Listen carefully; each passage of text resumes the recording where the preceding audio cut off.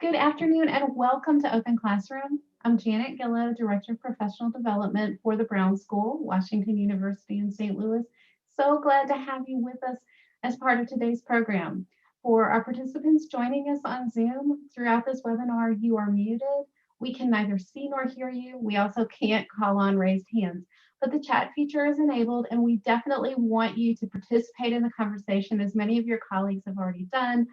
So please do send your questions, thoughts, comments, and responses as we go. I want to thank and acknowledge Cynthia Williams, the Brown School's Assistant Dean for Community Partnerships. She's here with me co-hosting and is going to help moderate the chat, sort of to be your voice in the room as the conversation goes on. Before we get started today, just want to acknowledge that here at Open Classroom, it's February, it's Black History Month, and we're excited to be a part of a celebration of the central role and significant contributions that African Americans have made in our nation's history, life, and culture. The Brown School, with Cynthia's leadership, has done just, I think, really a remarkable job this year. We're producing a series of webinars, and we've also developed a brand new web page with video tributes and appreciations done by our staff, faculty, and those of our campus partners.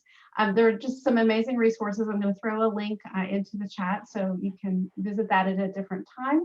And then tomorrow here on Open Classroom, we'll have one of the webinars that's part of Black History Month. Professor Jack Kirkland is going to be providing commentary and context on the history of Blacks in America and also sharing a vision for the future of civil rights and social justice. So registration for that will still be open through the end of the day today. If you haven't signed up and you're free, same time, 12:30 Central, we would love to have you join us for that conversation. Okay, but today's program, it is my great pleasure to introduce Hasmik Chakaryan. She's an associate professor and the clinical director of the Department of Professional Counseling at Webster University here in St. Louis. In addition to teaching and supervising, Dr. Chakaryan's career involves social justice advocacy to advance equity for underrepresented and marginalized populations. Her research has focused on internationalizing clinical counseling. Sorry, it's a slip. I'm in a school of social work as the field develops globally. As a clinician, she specializes in work with survivors of assault and sexual violence, as well as work with refugees and immigrants. So she's here today to speak to us about understanding the pandemic as a shared traumatic response. Please welcome my very dear friend, Hasmik Chakaryan. Thank you so much. Thank you very much. And it's my pleasure to be here. I really love to visit Brown School and speak to your audience, which has been so kind to me. Thank you. We're going to talk about understanding the pandemic as a shared traumatic experience today. I would really love for you to enter into the chat what your experiences have been. Because at some point we're going to connect all of these pieces together. So if you may, please write down your experiences to the pandemic since last March, how you're coping, name specific tools and skills you have used, and note that I'm not using positive, negative coping. I'm just saying coping. So whatever that can be, right? We're not just focusing on all of the healthy stuff we're doing. We're going to also talk about some of the maladaptive coping that we're doing as well. And please indicate if these skills are new or you always had them.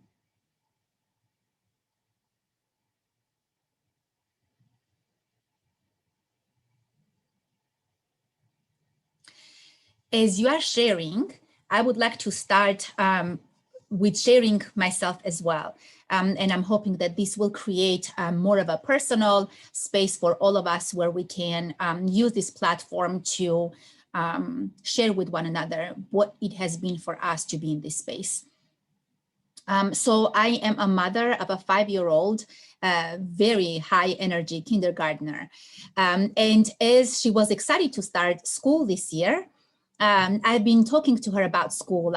We've been reading books about school. And so she had an idea of a school being a building and going into a building and meeting children and playing with those children, sitting at a desk going to cafeteria. We had been practicing how to eat your lunch in 20 minutes because that's the most they will give you in the cafeteria.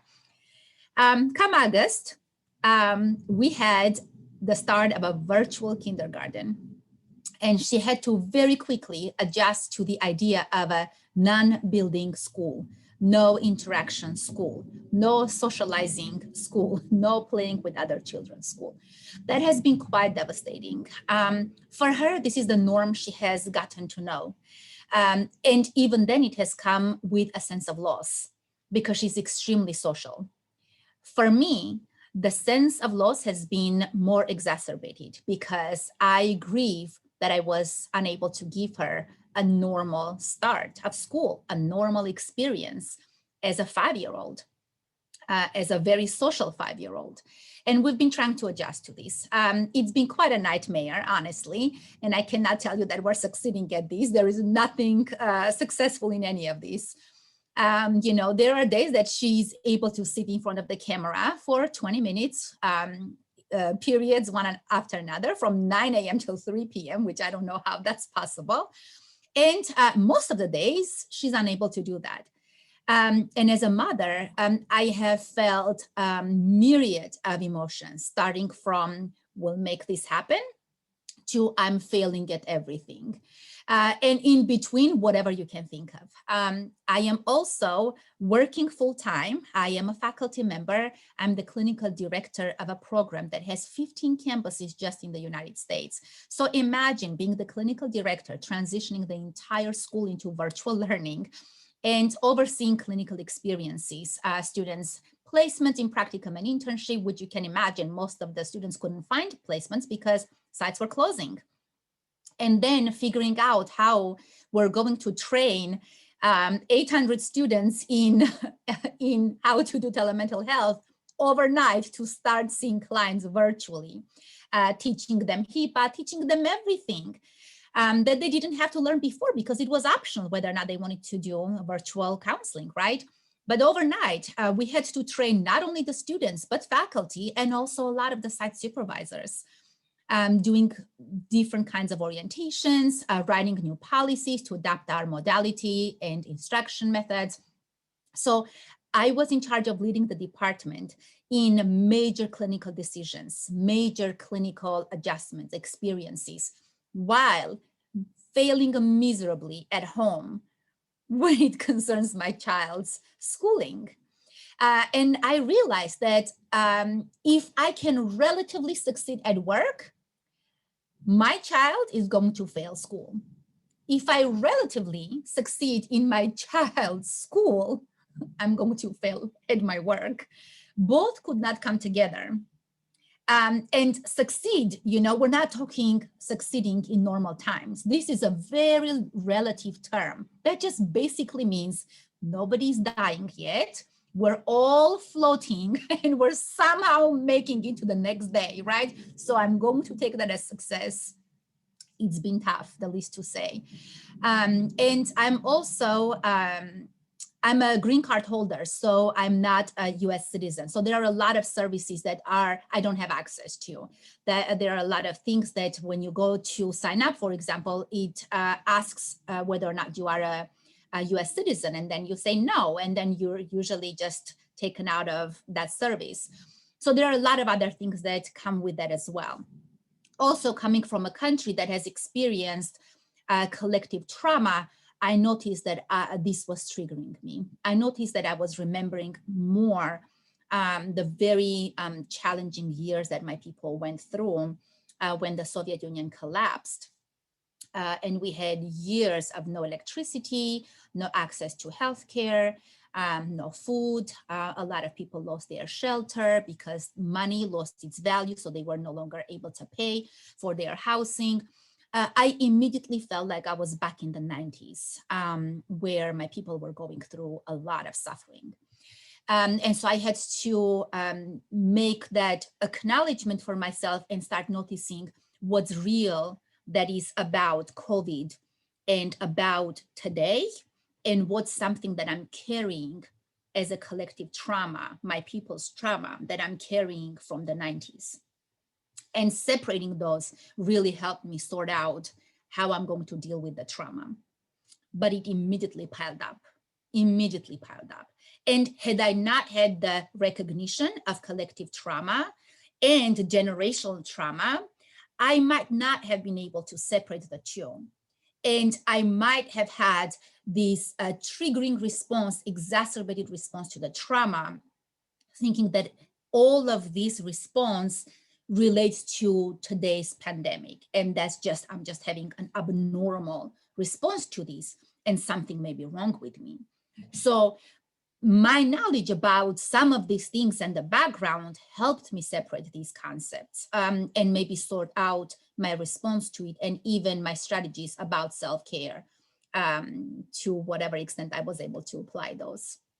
So that's why I wanted us to start talking about how we are experiencing the trauma, and later talk about how, even though this is such a shared collective trauma, there are very unique experiences within that shared trauma that come with previous experiences of trauma, individual or collective, and the skills we have learned as coping mechanisms that are the familiar that we tend to go back to.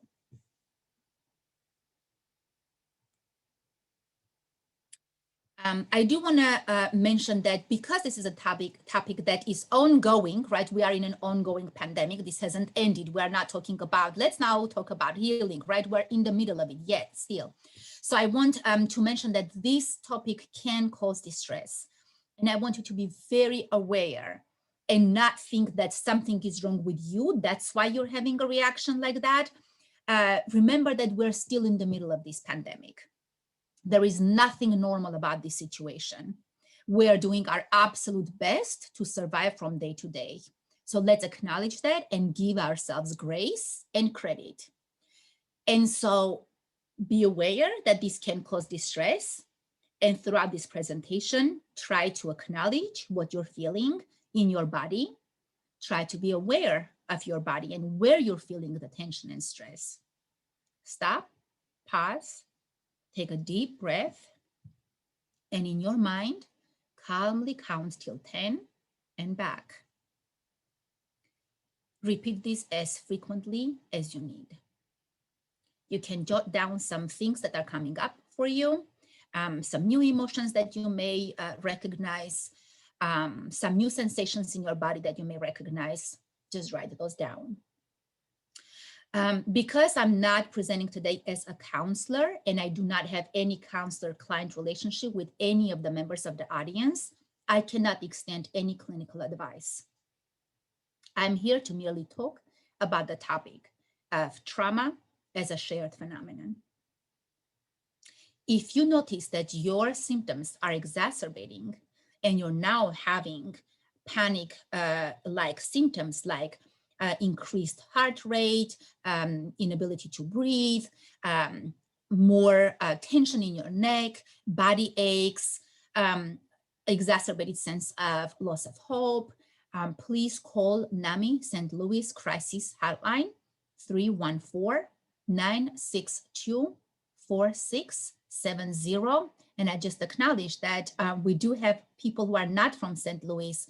There is also the national hotline for NAMI. I don't know if I can, I don't think I can stop my screen. So I will ask Jeanette or Cynthia to place that number in the chat. I'm sorry that I didn't think about that earlier. So please make sure that throughout this presentation, we're taking deep breaths, we're pacing ourselves, and we want to be very aware of where our body is, how our body is experiencing various sensations and the emotions that we're feeling, what it is bringing up for us. Is this new or is this familiar? And then we'll talk more about that. Did I miss something here? No. Let's talk about what is trauma. Trauma is the response to a deeply distressing or disturbing event that overwhelms an individual's ability to cope, causes feelings of helplessness, diminishes their sense of self and their ability to feel, a full range of emotions and experiences. It does not discriminate, and it is pervasive throughout the world.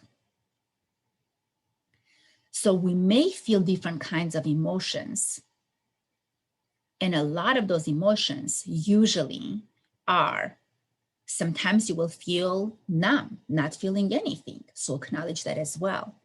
Sometimes you may feel more isolated, more sad. Write those feelings down as they come up for you.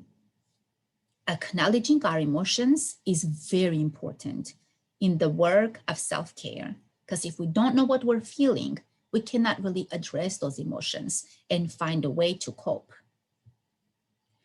Individual response to trauma varies from person to person.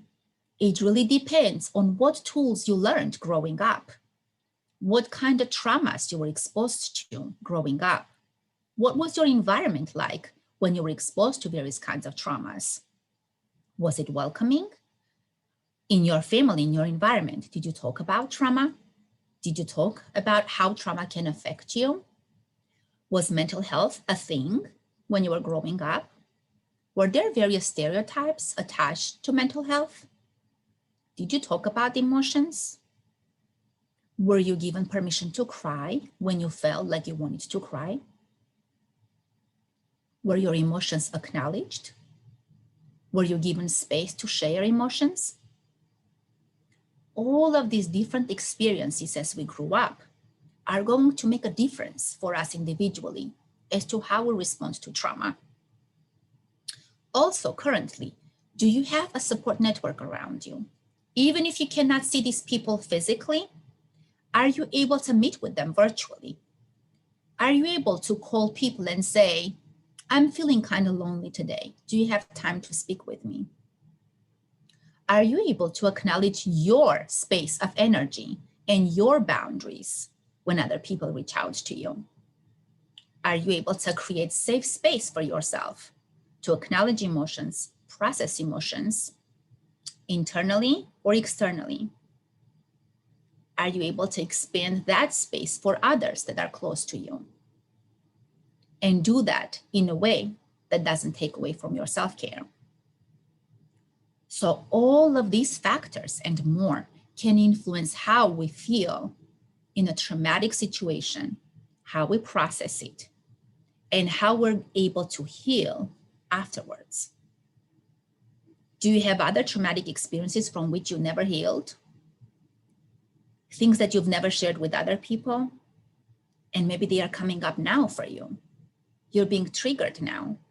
As I said earlier when I was sharing my personal experience, it's very common for us to be triggered by new events and remember, re-experience, and relive past traumatic experiences. And sometimes it's hard to know in the moment whether what you're feeling is related to the current event or it's a piled up collective response to many other traumatic events that are part of your life. When someone experiences a traumatic event, extreme fear, brain chemistry is altered. So we know that things change in our brain. The way our brain functions changes. And the brain begins to function differently. This is called the fear circuit. And it is a protective mechanism which we all have inside of us. Trauma impacts how our brain functions. It has neurological effect and response. Traumatic events can lead to heightened vigilance, increased fear, and challenges to individual identity. And when we're experiencing this trauma as a society, as the entire global community, this is also going to be challenging for us as a collective identity. And I know not all of you here in our audience are clinicians and mental health professionals. So I want to make sure that we do a little bit of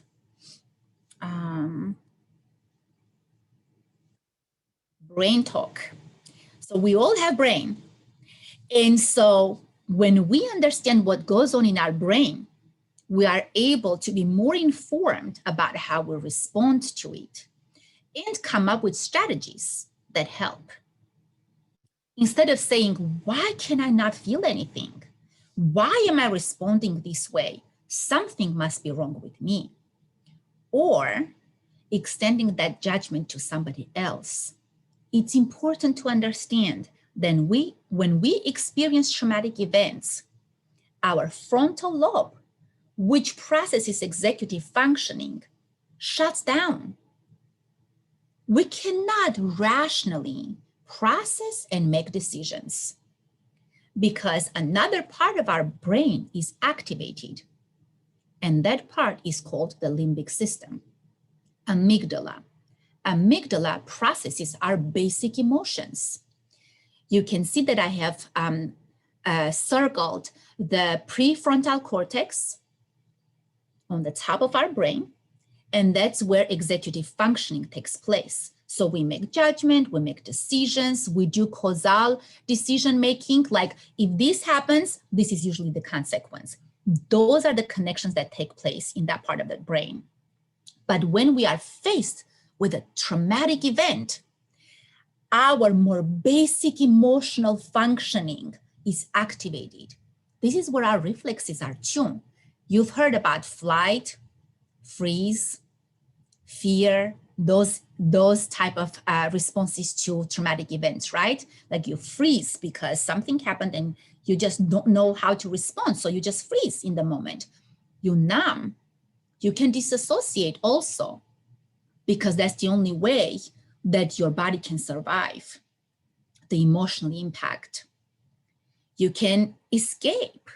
There are different ways that we respond to trauma, but a lot of those are very basic ways humans respond to such devastating traumatic events. So when your amygdala is activated, you kind of go into this autopilot place where your brain shuts down all these other mechanisms to focus on survival. It's not time to do decision making. It's not time to process any high energy type of information. It's survival time. So everything else is deactivated.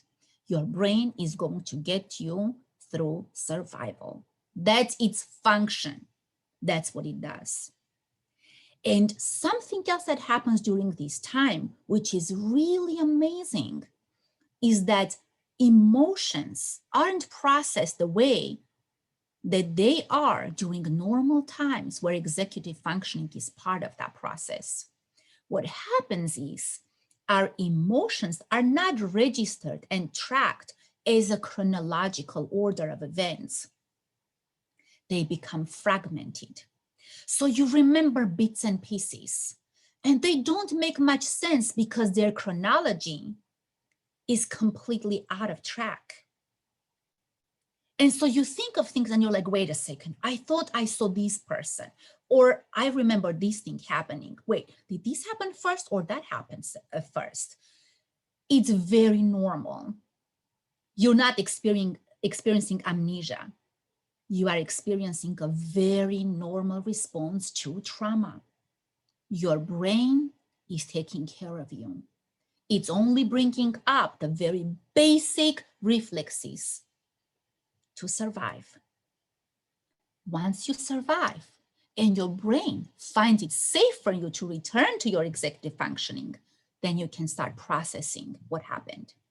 It's possible you may not regain full picture of memory because it didn't get stored in that normal way and chronological order. Don't force yourself to remember that either. It may not be important. What's important is you take time to heal. To organize memories in chronological order is not necessary for healing and recovery from a traumatic event. and to force your brain to go there can be traumatic as well.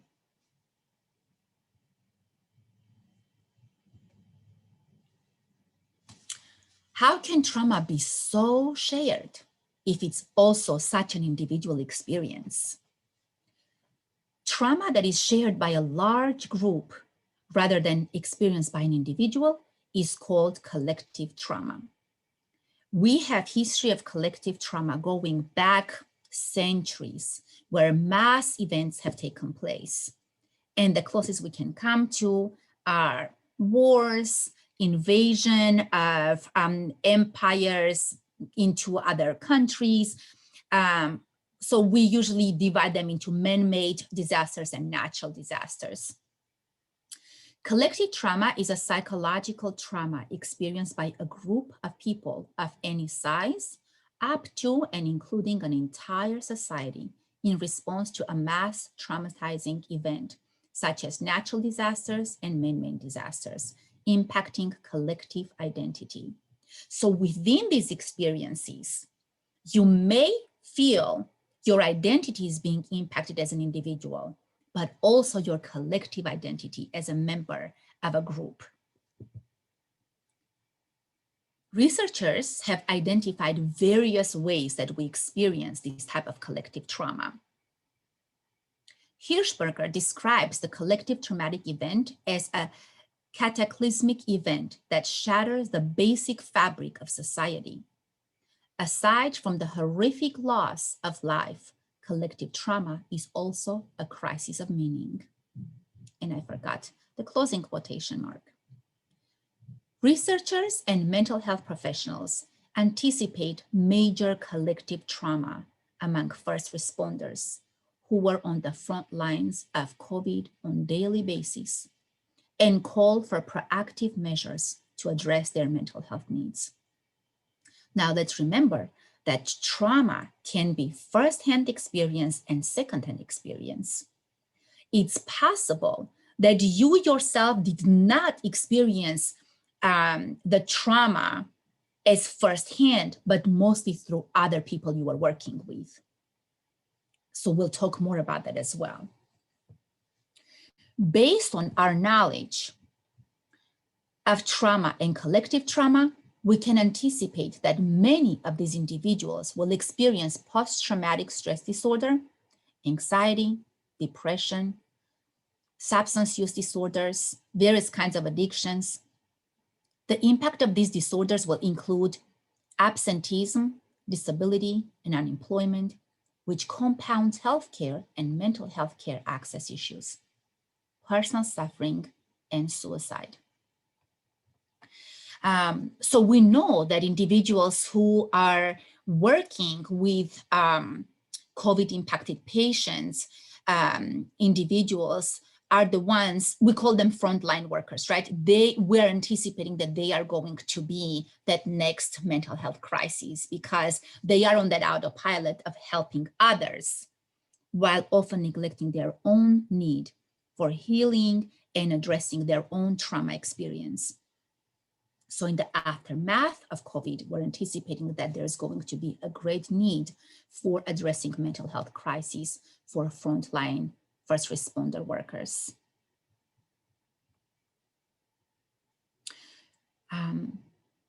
Let's talk about COVID as a collective experience of trauma. There are different types of collective traumas. Some are immediate and relatively limited in duration. Examples include natural disasters such as Hurricane Maria. So let's say a disaster happens. Let's say it's earthquake, it's a hurricane, whatever that may be. There is that shared experience. And it's short term because then we find like programs come in ideal situations, right? And then they build shelters. There is restoration of habitat, restoration of infrastructure. And then within months, we usually go back to our lives. But we also know that populations that are affected by challenges, for example, access to various kinds of services, they are usually impacted more. And we've seen this in Louisiana. That's a perfect example for us because these were already people living in poverty. And so the recovery really never came because there was a scarcity of services, programs, and a lot of those people really never had that restoration of going back to a fully built houses and such. So for these type of individuals and groups, the impact of trauma is going to be prolonged.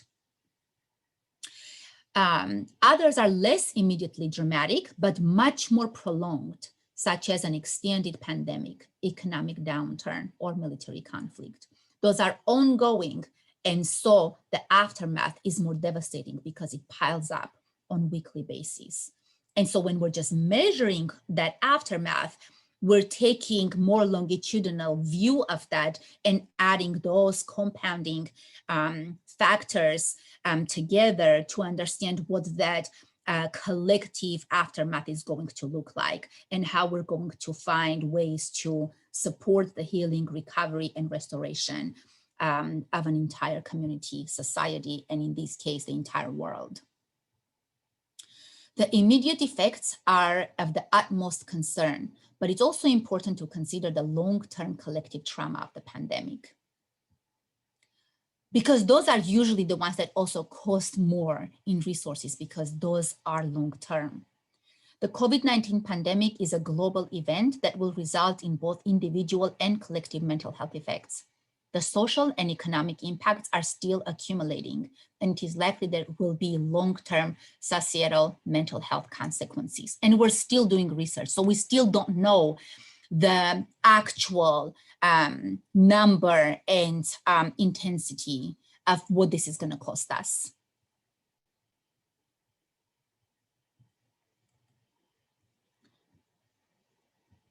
Studies have shown that on societal level, some of the potential lasting impacts on future generations include increased individual and collective fear, damaged national pride, feelings of humiliation, identity crises. We'll expand more on identity crisis, increased feelings of vulnerability, heightened vigilance for new threats, re-experiencing past collective traumas. Pandemic impact on individuals. And then we're going to talk about how this adds up to that collective impact and how we're more likely to be experiencing a wider variety of symptoms, feelings, emotions, and other impacts, damages. Most commonly experienced: anxiety, PTSD, I referred to that earlier, that's post-traumatic stress disorder, depression, sense of isolation, increased interpersonal conflict within the unit, locked together. So the families that were locked together, if there was already some sort of tension, that's more likely to be exacerbated. Expectations, for example, roles within that unit becomes more questioned. There is more stress and pressure on who does what, and then the expectations have to adjust. Loss of identity, career, future goals, opportunities for growth and development, gender-based experience of collective trauma, major equity issues here. Child care stress, employment, stress, impact on efficiency, loss, isolation, disrupted routine, sense of disorganization and loss of focus, changes in sleep and eating habits. Now, earlier, you identified some experiences related to COVID. Look at this list and look at what you shared. Compare and note or identify some of the things that are mentioned on this list that you also experienced. And then circle the ones that seem to be very unique to what you experienced that may not be on this list.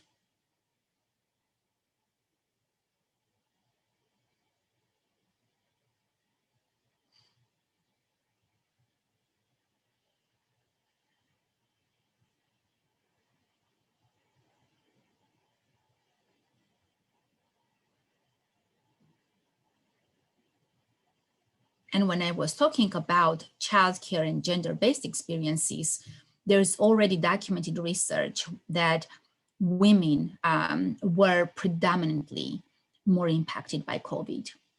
Working women and women who were homemaker or were the primary caretaker of family members.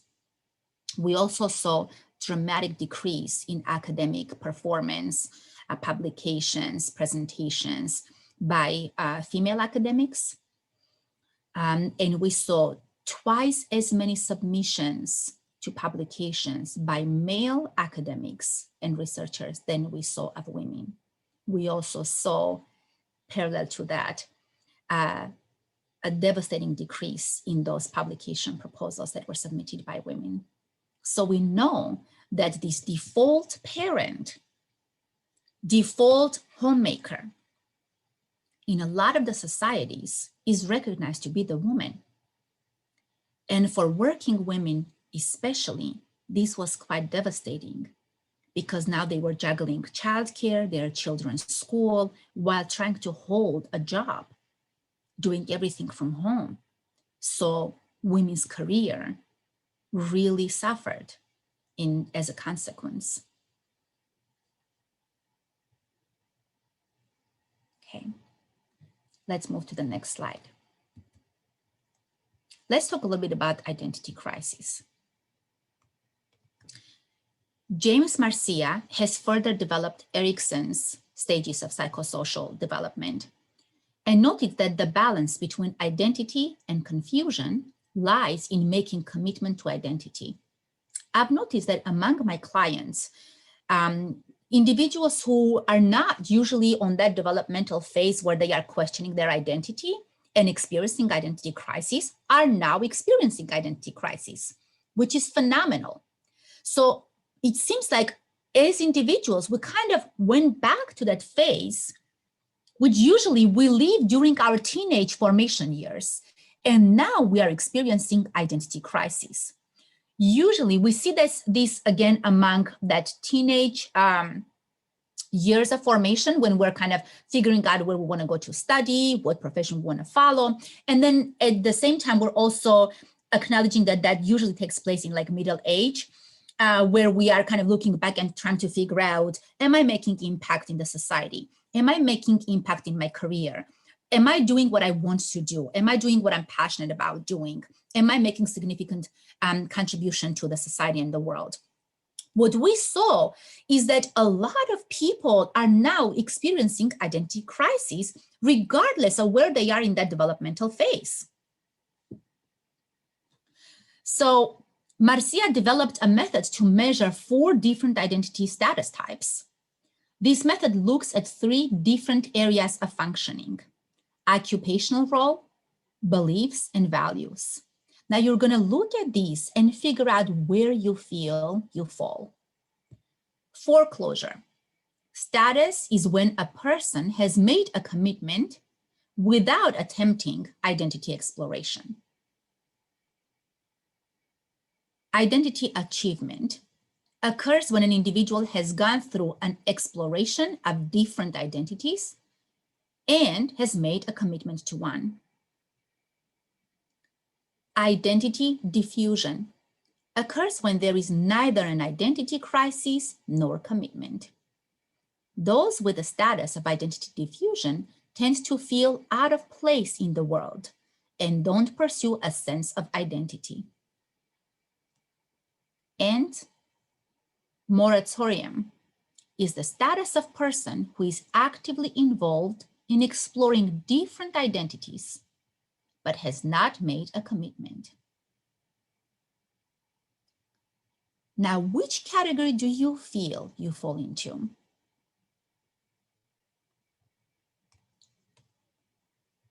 And do you think the pandemic has played a role in where you have recognized yourself to be?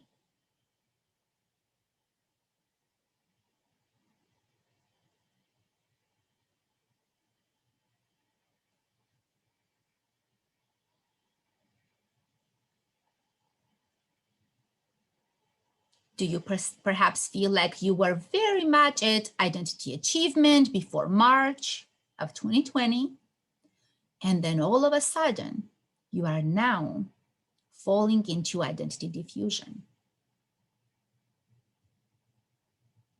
Or are you going back to the pool of identities to explore again?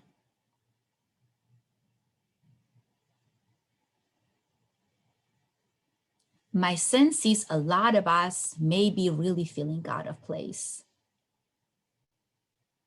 My sense is a lot of us are going to feel like we are back in identity diffusion.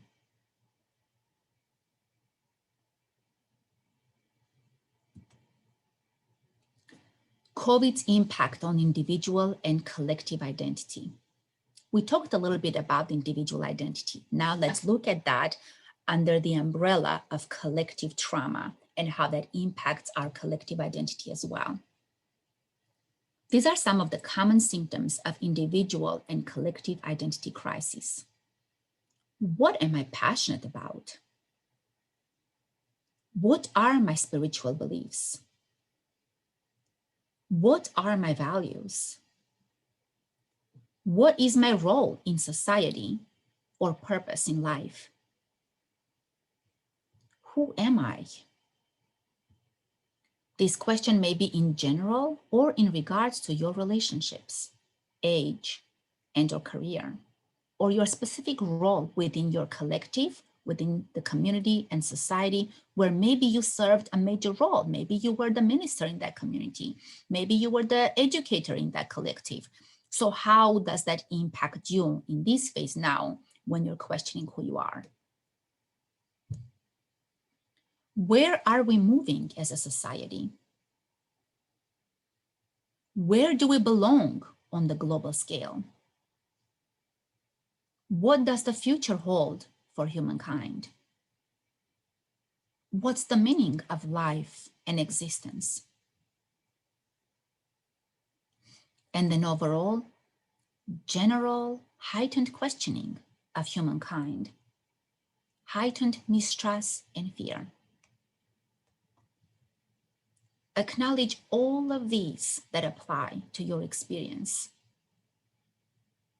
What are some forms of questioning that you have done within the last year?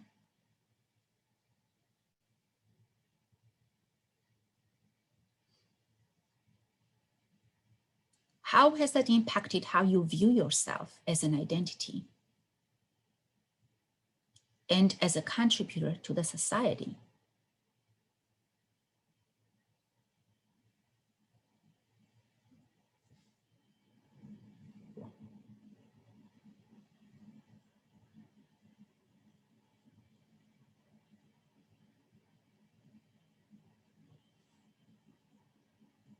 Okay. Process these thoughts. We're going to move to the next slide. Impact of COVID on marginalized populations. Now, we started out saying that this is a shared experience, right? We said that we're all in this together. We're all experiencing this. And we hear this a lot from popular people, right? Stars and public figures who have mentions and who have excellent healthcare access, like, you know, your senators. So you're looking at this and you're thinking, I am being told that this is a shared experience and we're all in this together, yet I don't really feel that we're in this together. I'm experiencing this very differently. Is this my fault? Am I doing something wrong? Is my experience unique and maybe not right? Even though COVID is a shared traumatic event globally, the impact of this public health crisis is anything but equal and disproportionately affects communities of color and other vulnerable populations, such as ethnic minorities, undocumented populations, migrant workers, elderly populations, individuals with disabilities, individuals, families in extreme poverty, individuals with no health insurance, homeless youth, incarcerated individuals, etc. IPV is another major area that has been exacerbated. Individuals who are already in intimate partner violence environments have become a more vulnerable target for domestic violence or intimate partner violence. They've experienced more exacerbated effects and have felt more vulnerable and more unsafe during this time because now they are locked with their abusers. And it's harder to have access to them. If before they could go and see their counselor or their primary physician, they can do that now. And maybe also they cannot have that virtually either because the person who is controlling everything is right there watching over their shoulder. So they don't have that safety and privacy to contact anybody to speak about what they are experiencing. So children and women especially were trapped in this, who were already experiencing intimate partner violence. Such vulnerable populations are typically those who have experienced a history of discrimination and marginalization. The most vulnerable populations are those with less access to resources, which makes life more complicated for them. This includes safer shelter, healthcare services, mental health services, food, drinking water, access to AC, heat, access to Wi-Fi, to continue their job or study.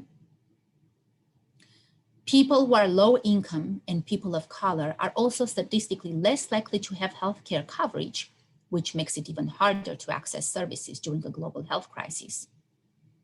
People in communities of color often suffer from the kinds of chronic health conditions that during this pandemic have been described as underlying, which are, however, the result of structural social violence that increases rates of trauma among this population. On the slides, you will notice that I have hyperlinks. Those will take you to the articles where this information is more elaborated.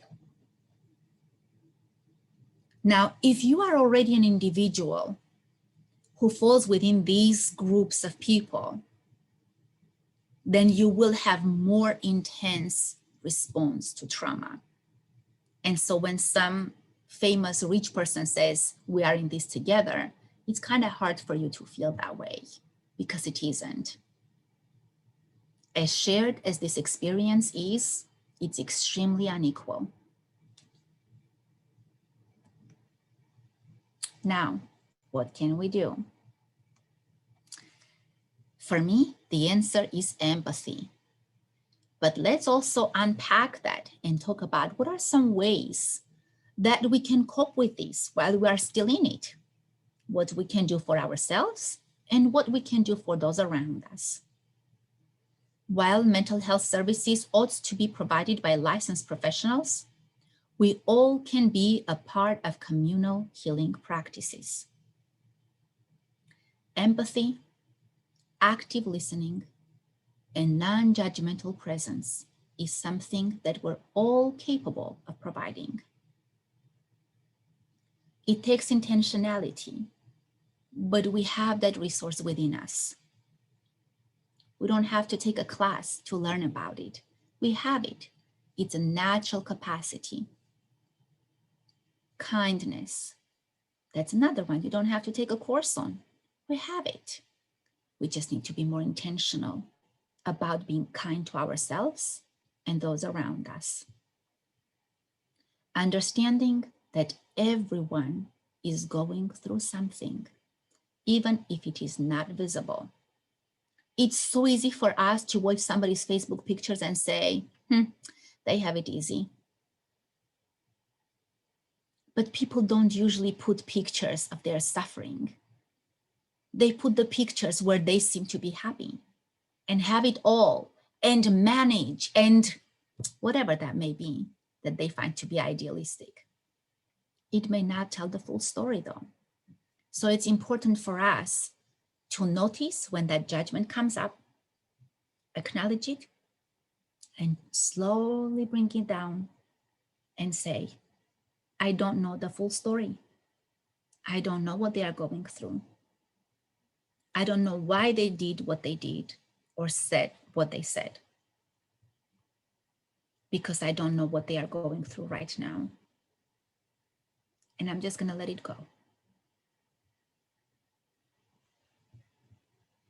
Patience. Acknowledging that we're all running low on our natural resource of patience, and it's harder to process things before we respond to something. It's very easy for us to be impulsive and reactionary when somebody says something or does something. Let's acknowledge that it's important to be a little bit more patient. Move away from the situation. Take yourself out of that active situation. Process while doing something physical. Walk, do the dishes, make food for yourself. Take a walk in your neighborhood if you have that ability. Close your eyes and count. Focus on your breathing. Listen to music. Anything that brings you comfort. Nothing requires your immediate response unless you are a crisis line worker and you have to really respond to that phone call, right? Remove yourself from that situation. Take a moment to acknowledge how you're being impacted, what's coming up for you. Separate those emotions. Focus on breathing. Bring yourself back into your capacity of kindness, empathy, compassion. And then you can respond, because that response is going to be kinder.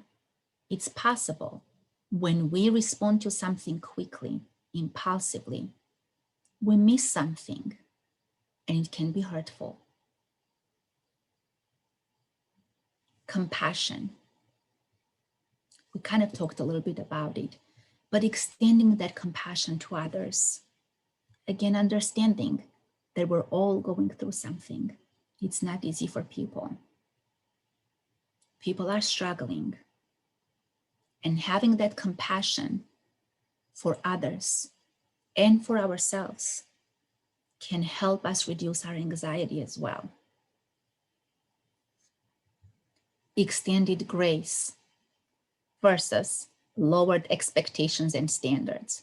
I'm not telling you lower your standards for humankind, for yourself. Lower your expectations and standards for the job or whatever that may be, but adjust it to the reality that what we are going through is nothing but normal. It's not. It's a crisis. It's a global pandemic. Adjust those expectations. If you're teaching a class, look at the assignments that you have and maybe think about, what do you really want these students to learn? What would be the one thing you want them to learn? And maybe take the rest of the assignments off. So rather than lowering your expectations and standards, adjust to how you want to reach what's meaningful, what's very important. In your personal conversations, in your personal interactions with others, remember, extend grace. Inclusion. Remember that people are going through different things based on their own environments. And some people may be struggling more. And so when you are sharing your experiences, remember that they may not be the only experience. Include other people's experiences, other people's suffering, the way they are going through something. So maybe just expand your view of world's experience rather than thinking that everything is just self-centered. If you are able to do virtual meets and remain connected to others around you, and you're a very social person and it's important for you to talk to others, create that space if you have that capability. It's important for us to remain in contact with others. We are social beings. You can also use letter writing. Nowadays, I'm noticing that pen pal programs are coming back. If you feel like you could extend that space, write a letter to somebody. Allow another person to write a letter to you. Maybe you can think of those who have had it much, much harder, like elderly in nursing homes where they weren't allowed to have any visitors. There are programs now in every state where you can find an elderly with whom you can be pen pals.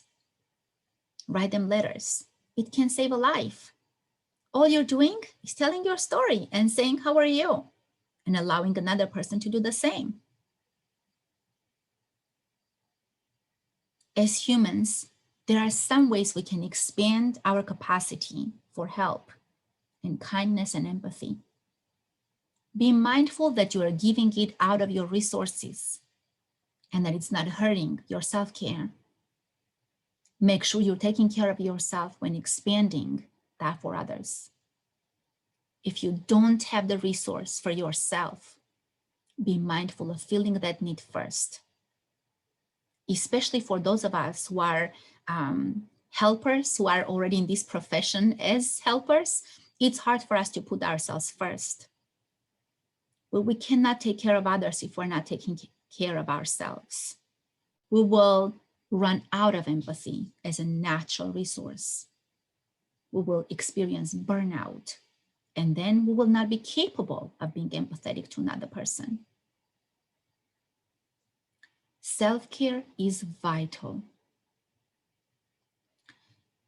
If you feel like you need to see a professional or another person in your circle needs to see a professional because your self-care is not enough, what you're doing is not enough, there are a lot of ways that professionals can help you with your budget, what you have. If you don't have insurance, there are programs where you can work with intern counselors and intern licensed social workers, where those are doing either pro bono services or they are doing grant programs, whatever that may be. There are ways for you to have access to services. Please learn what those resources are in your local community. Reach out to the departments of counseling and social work in your community and find out what their interns are doing. There are a lot of programs who have reduced their fees or created pro bono programs. Now, personal commitment to wellness. I had asked you all to write a lot of things in the chat, your experiences, what you found to be a common experience with what the literature is telling us, what's happening and how we're experiencing these, and some of the ones that you identified as being quite unique to where you are, who you are. So I would like for you to focus once again, what are you doing to keep hope and optimism alive? And then I'm going to share what I have found to be helpful. How is it working for you?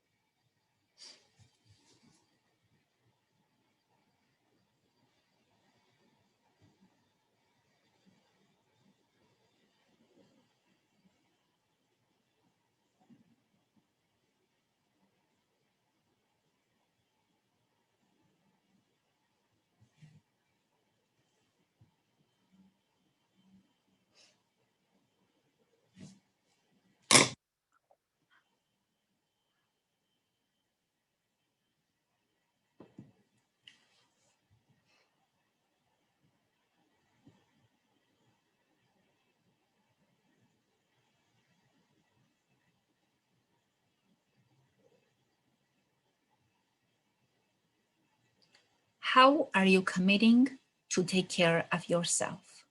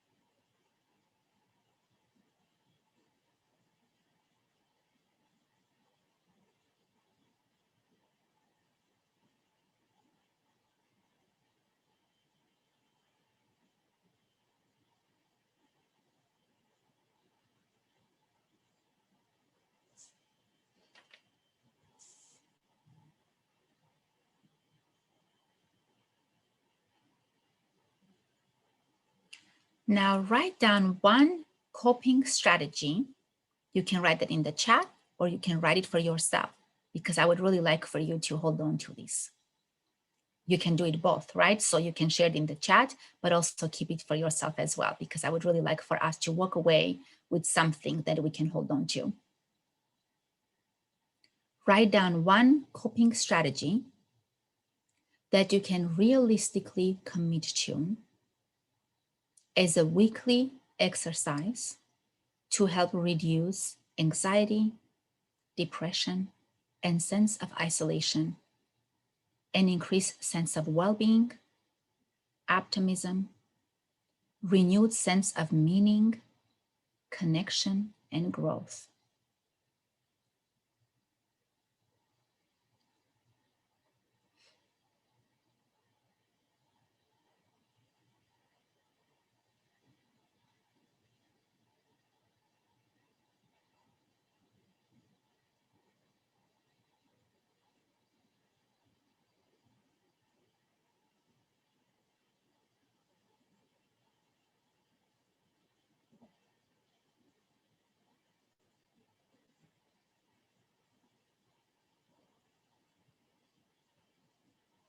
When you think about this coping strategy, try to make that realistic,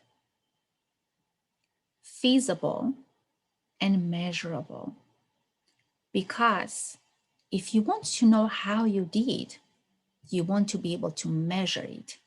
So if you just say, oh, I'm gonna increase feeling happy every day, that's kind of hard to measure.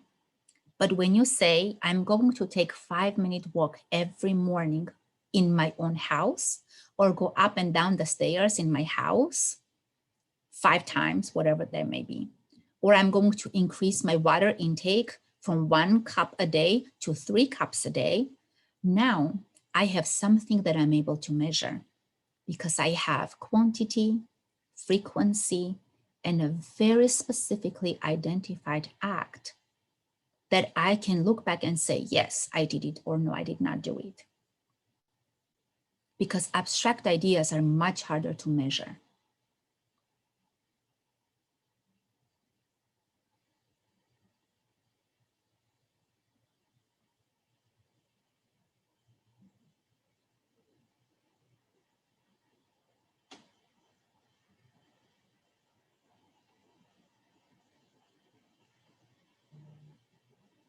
Okay. And remember, this is not for you to then look back and just be judgmental to yourself and say, and you didn't do this either. We're not doing this to criticize ourselves, right? We're trying to find something that is kind to ourselves. We're trying to extend that grace to ourselves.